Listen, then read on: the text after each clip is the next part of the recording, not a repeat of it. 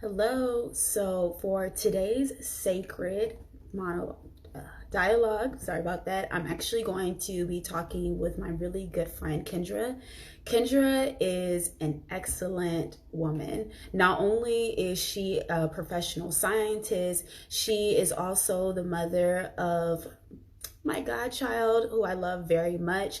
Kendra and I have been friends since we were in undergrad, and so I couldn't think of a better person to actually do this sacred dialogue conversation about sacred motherhood with than her. So I'm just, looking for you all to show her peace and happiness. And hey, Maya, how you doing? Another really great friend just stopped in here. So if you have any questions, just go ahead and put them down in the comment section. See somebody else joining. Christina. Thank you, ladies, for coming in. Kendra should be with us in a little bit so we can have that conversation about sacred motherhood.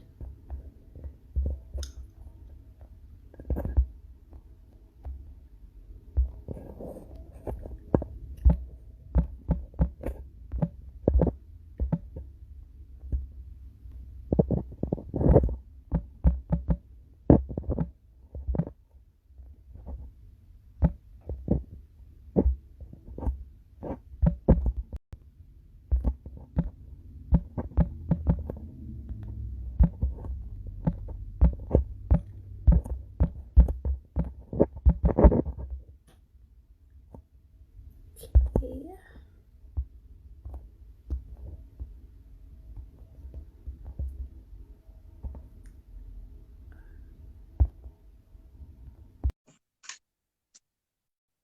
Okay, waiting for Kendra to come in.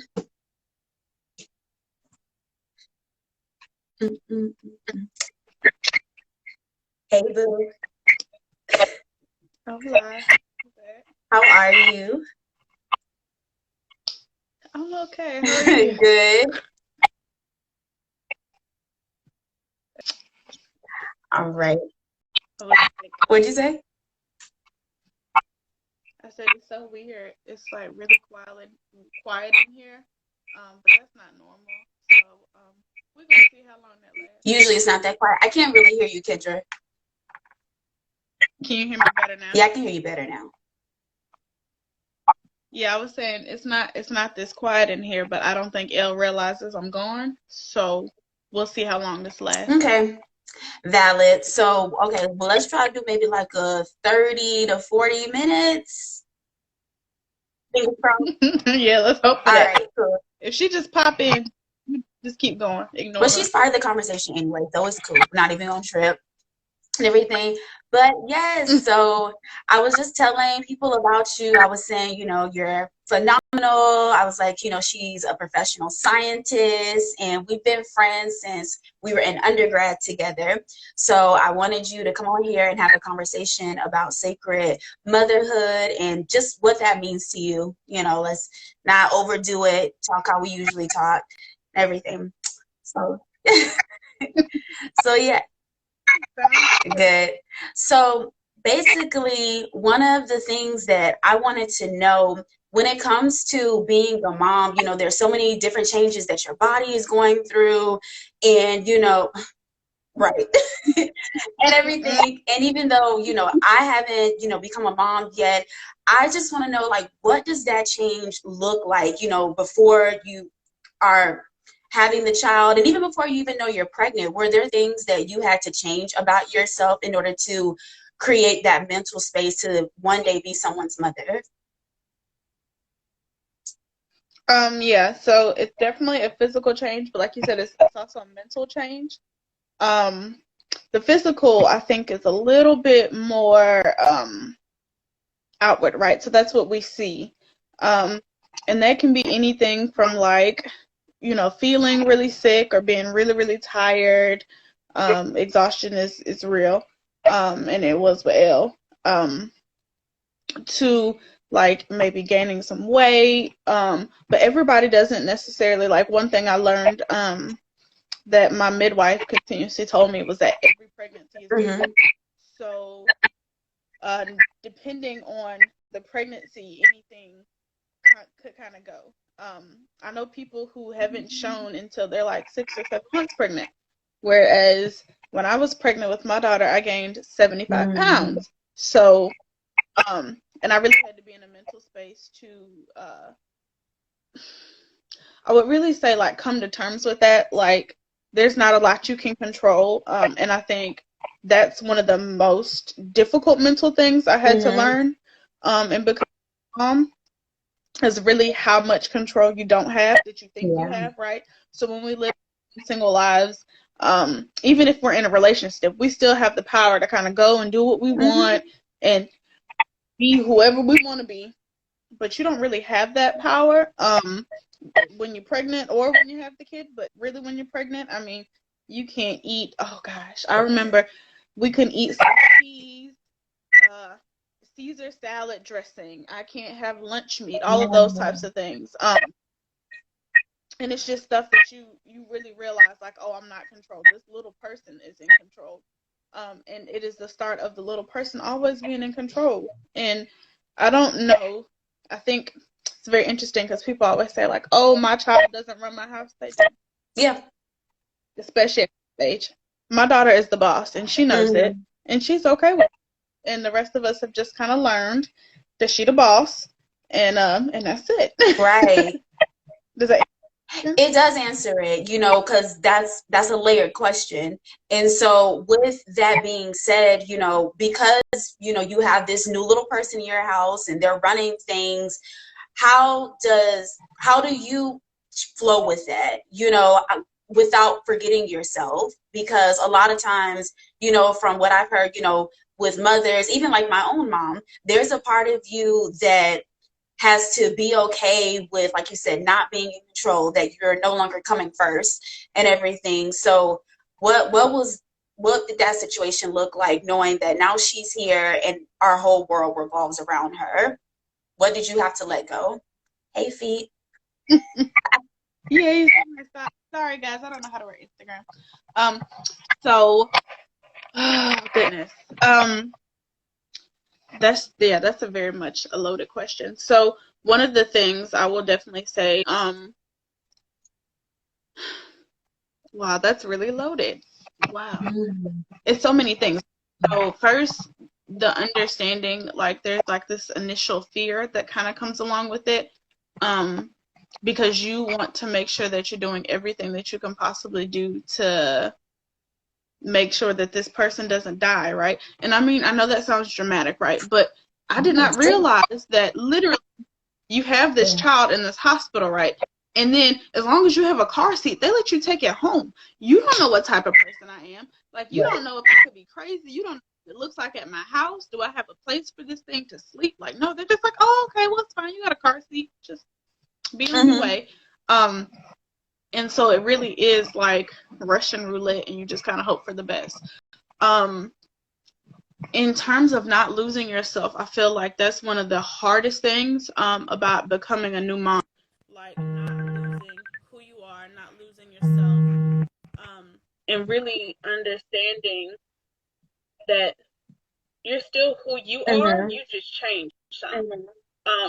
When I first had my daughter, like, my whole life was about making sure she was perfect and she was okay. And I do know in the beginning, it definitely turned into me kind of just letting myself go by the wayside. And that weighed on my soul for sure.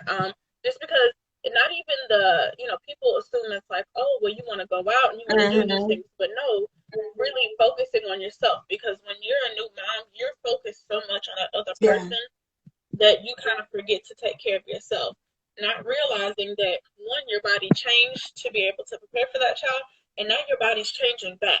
And that's a whole story that nobody tells you about. Like, it is a whole thing, right? And so nobody prepared me for that. Like, all the conversations I had, I wasn't prepared for that. Also, I felt like I was very different because prior to having my daughter, I was really slim. And like I said, I gained 75 pounds with my daughter, and those 75 pounds just don't fall back off. My daughter is 2 now, and I've only lost probably about 45 of that 75. And I've had to learn to be okay with that. To be okay with the way I look, to be okay with the way my mindset is different. To learn how to, yes, think of my family, but also think of myself. Because one thing that I always tell, like, my friends who are moms, and friends who are becoming moms, is you can't pour from an empty cup. Yeah. So you can't take care of this little person if you don't take care of yourself. So even if it's something as simple as taking a shower or, you know, going outside. I mean, when I had my daughter, I don't think I stepped foot outside for a month. Really? I didn't go to the driveway. I didn't go to the front porch. Oh my God. None of those things, because I was so concerned about her and I forgot who I was in the process. Yeah. And you know me, so you know I'm very much a tree hugger. So being outside, like, is to me, like, you know, that's the closest you'll ever get to God. So yeah, I hope that answers your question. It does. Like, you're fine. You're speaking from your heart. So going back to what you were saying, why do you think so many women don't talk about that process, you know, that happens with motherhood, you know, forgetting yourself, like having this fear around it? I mean, it's a lot of women in the world. Women have children. That's a normal activity. But the fact that these conversations are not taking place, like, why do you think there aren't maybe more safe spaces for women to do that?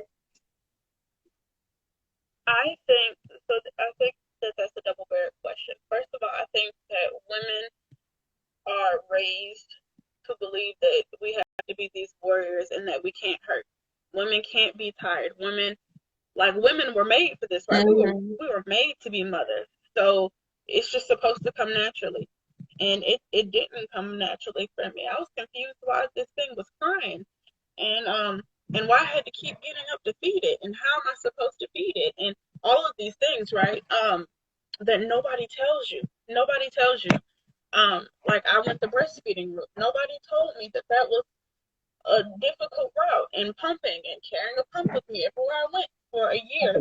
Literally, I had a pump in my car and a freezer bag and everything. Like, it's so much more. Even when you're not with your kid, you're still with your kid, and you're consistently thinking about your kid. And I think we really believe that women are supposed to do it all. And because women don't complain, then we think that it's okay. Women feel like it is complaining. So I won't even say women won't complain, but because we don't express how we feel sometimes, because we feel like we're supposed to have it all together, we don't get the help that we need. So, I mean, I wasn't sleeping. I wasn't eating. I thank God for my husband, because he was like, oh, you need to eat. Oh, you should probably go sleep now. You know, those types of things. But I felt like I was supposed to be Superman. I was supposed to do it all. And especially when you hear women before you, you know, our elders say things like, oh, well, I did it, and I did it without all this modern stuff that you guys have now, not realizing that the society that we live in now is so much different than what they lived in, right? So we have a whole different list of fears than our parents did. Especially when you're talking about moms who are having kids now. There's a whole pandemic happening. And so I can't imagine the fear that they have. And what does that mean? Moms who have little boys. I'm terrified of my little boy being shot in the street. You know, I'm terrified of my little girl being shot in the street. Let's be honest. All of those things, I think, really encompass something so much bigger than ourselves. But we as Black women generally don't really think about ourselves too often. And I think a lot of the times that's really detrimental. Yeah. And that's one of the main reasons that I wanted to talk with you, because, like, as I said before, so much of what we know about motherhood is through the lens of white women. And then when it's not white women, it's other women of color, but it's never really Black women. And the ways in which we do motherhood, that I think there is a difference. You know, yes, okay, we have children and we love them, but you know, when you talk about that fear and when you talk about forgetting yourself, and there's something very specific about that. And so is there also a preparation, you know, that you had to prepare when you knew that you would be carrying, you know, a little Black girl? Like, well, just a baby in general, because any baby you were going to have was going to be Black. But like, what did that look like, you know, for you? One of the things that I promised myself, we thought we were going to have a boy, but once we found out that we were going to have a girl, we promised ourselves that we would raise our boys and our girls the same. So it didn't matter the gender. We would still, you know, teach them that it doesn't matter if you're a boy or a girl. You can still cry. It doesn't matter if you're a boy or a girl. You still gonna wash these dishes. You still gonna take out this trash. You know, and not just because really like allowing them to learn at home the idea and the concepts of gender equality. And I mean, I know gender is fluid, but knowing that like you're a person just like anybody else. And so like the way that we thought that we were going to raise her, even that has really changed. And we have raised our daughter so much different than both of us were raised. My daughter is very much like a free spirit, and by free spirit I don't mean bad, because you know, like the grandmas would say like, oh, your kid must be bad and she tearing stuff up. No, but like if Elle's not hurting herself, she's not hurting anybody else, she's not doing anything destructive, we just kind of let her be. She wants to read a book, we'll read a book. She wants, you know, and she still does have hard limits. You know, there are things that she can and cannot do, but it has allowed her to really determine what she likes and what she doesn't like. We've also had to learn like kids have bad days just like the rest of us, right? So we can't say that, oh, well, you know, she's not allowed to have a bad day today, but I'm allowed to have a bad day tomorrow, right? So we're all human beings. And so we've really adopted the parenting style of teaching and treating Elle as if she's just another person who lives in the house, not as if she's somebody below us. Whereas where I think in the Black culture, we're taught differently, right? We're taught children are to be seen and not to be heard. We're taught that children are lower in the family. We're taught that, you know, children are supposed to be over here, and then when somebody calls on them, they can come. But that's not realistic. And I feel like that has allowed us to perpetuate this idea that we're less than, right? Because then we grow up believing, oh, well, there's this person above me. When in reality, I'm not above Elle. I'm a child of God just like she is. I'm no different than Elle. Elle's just younger than me, and I'm supposed to take care of her. But guess what? It's the kid on the road who, you know, out in the street who I didn't birth, and guess what? They're younger than me, and I'm also supposed to take care of them, right? So realizing like we're a part of this bigger community, and just because they're younger than us doesn't mean that they're different from us. But it is our responsibility to take care of them so that they can grow to be better than what we are and who we are. Yeah. And I think that, you know, you being able to have both of those things at the same time, you know, having the community aspect, which is very much, you know, close to those of us that are part of the Black community, but also being able to bring in more new age methods like respect. And it sucks to even say that because that's something that, you know, we should all have access to. But a lot of times, you know. But it's not something we all have. No. We don't all have it. We do not. Do you know how many people are upset because I don't let my daughter, like if my daughter doesn't want to hug you, I'm not going to make her hug you. If my daughter doesn't want to sit in your lap, she doesn't have to sit in your lap. She don't even have to talk to you if she don't want to. You know what I mean? But the thing is, I feel like children have more of a sense of like who people really are on the inside than we do as adults, right? Because we're taught so many things, and I do believe, you know, manners and stuff is important, but I feel like my child reads your soul, and if my child does not want to touch you, she doesn't have to. And so I feel like that, honestly, that has caused some dismay, depending, you know, on what type of environment I'm in. But she doesn't have to, and I wish we raised our kids more like that, because it's not that they're disrespecting you, but they're respecting their own space. and realizing that they deserve to have space too, because they're people too. And that's another thing, you know, boundaries. And for me, you know, boundaries, that's still something that I'm learning as an adult. So, you know, I think about, you know, my own growing up as like a little girl child, and the fact that someday I want to have my own, you know, little girl. And what is that going to look like? And that's why I started off, you know, this asking the question, like, what have you had to change even prior to having a child? You know, there you have to come to an understanding, I'm sure, where you're just like, okay, I got to care for me, you know, like that self-love development. And do you think that now that you do have you have you have a little girl that's going to be a woman someday looking up at you, do you think that your self-love, you know, has it improved as well? Because, you know, I'm not saying that it was low before, but this is another situation taking place. Yeah, definitely. Yeah, one thing. So I have this friend, and you know this friend, but I have this friend who told me that her mom told her every day from the time that she was a little girl, when she used to wake up in the morning, that she was beautiful. And that was something that I thought was the most amazing thing in the whole world, because I mean, it's not that my mom didn't think it, but I don't ever remember my mom every day telling me, "Oh, you're beautiful and you're loved and get out." You know, my mom be like, "All right, we got to go to work. Let's go."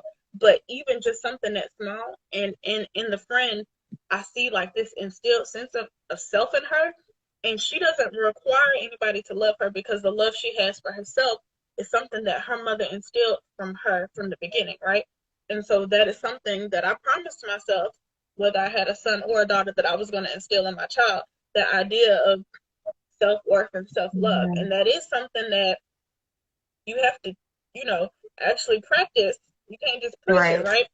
And I will say, personally, like a lot of the growing, especially in terms of self-love that I did, was more so recognizing the value of my voice.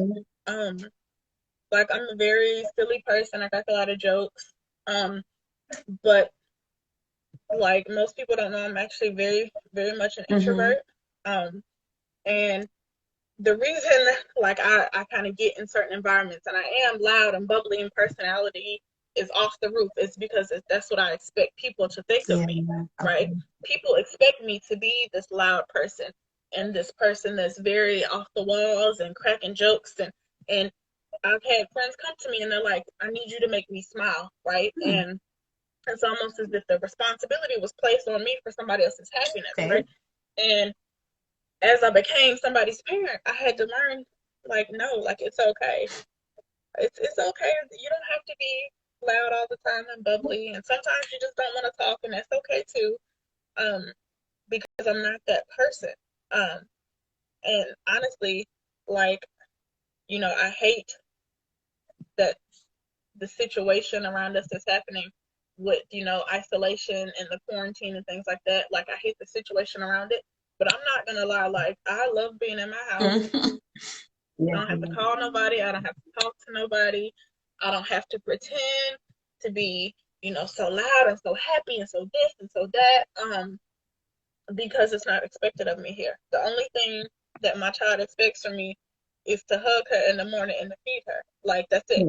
You know, my husband knows I'm not an extrovert, you know, so he doesn't expect that from me either, you know, and it's so freeing, but it has also taught me that once this is over, that I probably will be more of that, and I will be okay and less apologetic about the fact that sometimes I just want to be to myself, you know, and that's okay.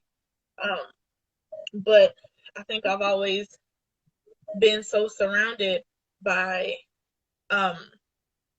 expectations of others, where I shouldn't place those expectations on myself. And that's something that, since I've learned that, I really want to teach my daughter. And that's why I have no qualms about, like I said, if she doesn't want to talk to you, she doesn't have to.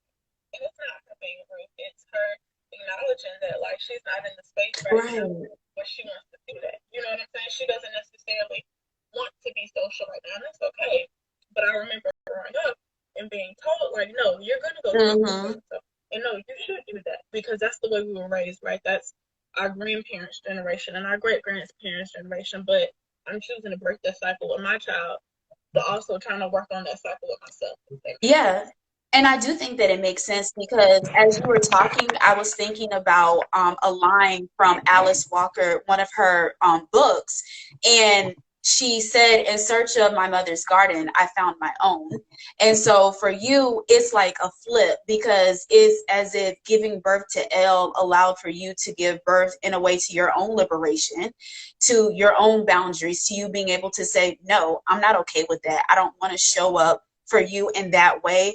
And I don't want you to feel bad about it. But if you do, that's your business, you know?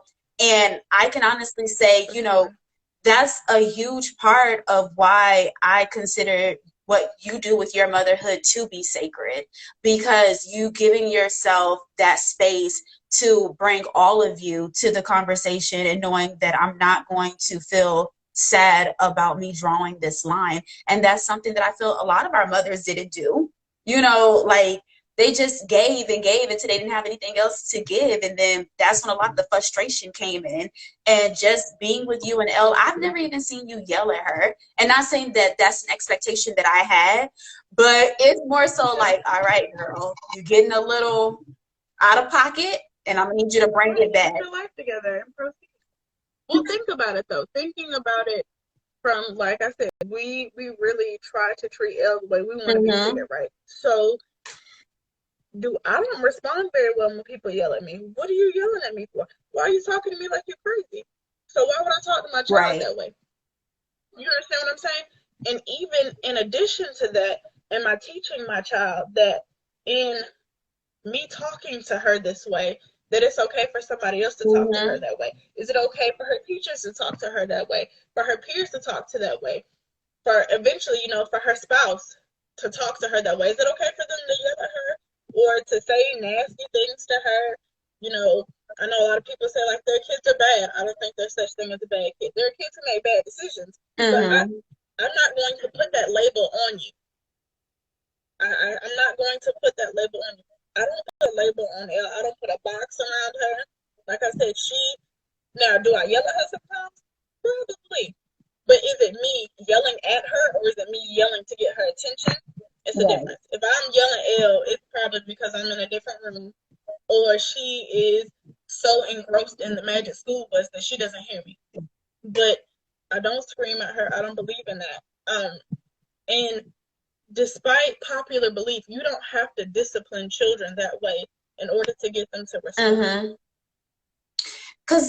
Or at least I don't know. I'm a mother to one child. I know my child is very stubborn though and very different, but I don't have to yell at her to get her to respond.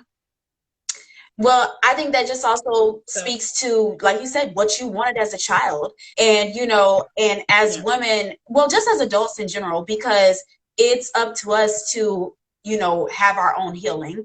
Like you can't rely on anybody else to give that to you. But also it's up to us to be to ourselves what we needed as children. And so with that, and it's nothing to take away from our own mothers, but, you know, this is also a conversation I've had with my own mom. I said, you know, if I ever become a mom, it's certain things I'm not doing. I don't see how it helped me. I think that if anything, it made me question more things about myself than I should have, you know. So while I have very fond memories of being a little girl and my mom and everything, I also have stuff I'm just like, not that, sis. We don't have to do that. And so it's just, you know, you talked about how you wouldn't want Elle to be in relationships with people that did not do that for her. What are other things that you feel as if you want for Elle as she grows and, you know, becomes more of her own person? I want more than anything for her to realize that her voice is powerful, and that her voice matters, right? One thing I will say that my mom did for me was she taught me that, like, who I am and what I am matters. And that's not to say at all that my mom was like crazy or any of those other, you know, she wasn't Penny's mom off of Good Times by no means.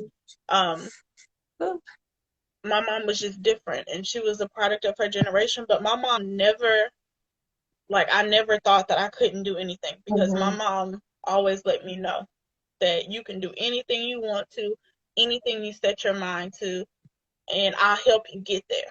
If you can't figure it out by yourself, I will help you get there. And my mom has always been that type of person, right? And so I'm so grateful for that. And we're very, like, different personalities, me and my mom, so we definitely clashed at times. But one thing I will say is my mom did the very best she could, and I'm very grateful for that, because she also was a product of her parents' generation, right? And so the goal and the hope is that we progressively do better than the people before us. But it's so funny, right? Because my mom will say things about Elle that I never heard her say about me. You know, she's like, "Oh, no, just let her stay up a little bit later. She's reading a book, and just let her do this, and you're stifling her creativity." And I'm like, "Girl, you didn't give me none of this stuff, right?" Right. Come on, Grandma. But the thing is, she's learned, right? She, being a grandparent, she's learned, and those mindsets and the culture and the traditions that she adopted then don't even fit with the person who she is today. But one thing that's one thing I want Elle to know, like, we're continuously adapting and evolving. I want her to know that she matters, and she doesn't matter just because of the way she looks. She matters because of what's in her head, because of what's in her heart. Elle is one of the most genuine people I have ever met in my whole life. She is so genuine. You know if she likes you. You know if she doesn't like you. You know the instant you meet Elle. Elle doesn't fake the funk. And I think that it is beautiful. And I hope that she keeps that about her, because her instincts are never wrong. They're never wrong. And I feel like children, like I said, we have to really trust our children so much more than we do, because we're consistently worried about hurting them. But instead, we should be worried about learning from them. I agree. You know what I mean? Sure. So I think that that's different. Another thing I want for Elle, like, I also want her to have her voice, and for her to know that, like, no one can stop her voice as well. Right? So it's a difference between knowing you matter and knowing that no one can stop that. No one can take that from you. No one can take your education from you. No one can take anything from you, because you are not going to give that power to them. And so, more than anything, those are the things I want for Elle. Yeah. And I think that's so beautiful, you know, because we learn how to advocate for ourselves from our caregivers. And if you saw them, you know, putting themselves to the side, going without, that is something that you're going to internalize as well. Even if no one even told you to do those things, that's what you picked up. That was your first example of how to care for yourself. And the first example of caring for yourself is not, because that care is extended to so many people. You feel as if it reverberates back to you, when in essence it doesn't, you know. And then you go through a series where you have to learn how to unpack that.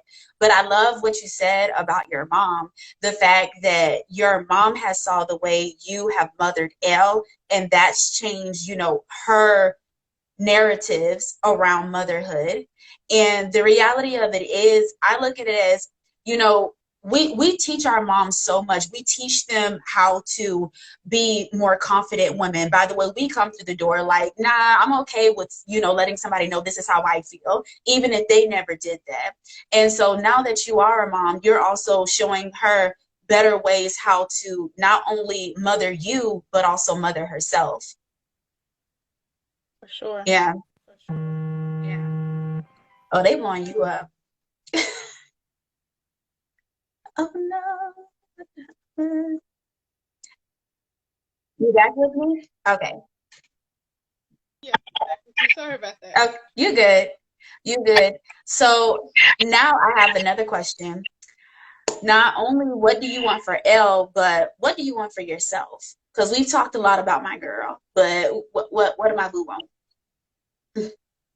Oh, girl, that is everything, right? Things I want for myself. I definitely want to grow more as a mother. But not in the way that you would traditionally think, all right? So people think, or sometimes, like, I've heard my mom friends say things like, oh, I want to become a stronger parent when it comes to discipline, or I want to become a stronger parent when it comes to strengthening my tone, or, you know, letting my kids know, like, that's not going to slide. But none of those things, I think, really apply. And I mean, I know she's younger, so it's different. And my experience is going to be different from anybody else, right? But one thing I want from myself is I really want to adopt Elle's mindset of her mindset of, like, I'm not with it, and be okay with that. I think as little girls, we're taught, like, you know, the concept of being polite and, like I said, always being okay with just following directions and going with the flow. And my daughter, and I really want to learn it from her, right? That's something I want for myself. I want to be able to be more comfortable with saying no. I want for myself to be more comfortable with understanding that no matter what's happening, like, it's gonna be okay. And one thing that I really want, like, one thing I don't think people realize is that toddlers are the most forgiving people in the entire world. I can tell Elle no 1 second, and she can be so mad at me, and she will come back later and give me a hug and give me a kiss and go on about her way and want to sit in my lap. And I think that that's so different, right? Because we don't realize, like, how forgiving our children are. We tell our children no all the time. We tell our children they can't do this, or get that because you're gonna break your neck, right? And our children are so forgiving. Sometimes we're too tired to play with them, or no, we can't read that book right now because we have to do homework. And Elle never holds it against me. She's always there waiting to give me a hug, give me a kiss, get in my bed at 3 o'clock in the morning when I don't want her there. Like, she's always there. And that type of forgiveness is something I definitely want to adapt in my own life, because I can hold a grudge, baby. Ooh, I can hold a good grudge. But Elle's ability to just let something go, I think that's so much more powerful. Yeah. I mean, and it preserves you more too. You know, sometimes we think that all of our rage is righteous, and sometimes you're just being a ham. It's not necessary here. And not only do we not learn that at a younger age as we should, we also carry that with us throughout our lives, and that type of stuff manifests into the new generation. So it definitely feels as if you're breaking a lot of generational curses and everything with just having her in your life. And so you had a question, you know, when I first told you that I wanted you to do this. Do you feel as if you practice sacred motherhood? Have you come to an idea of what sacred motherhood means to you?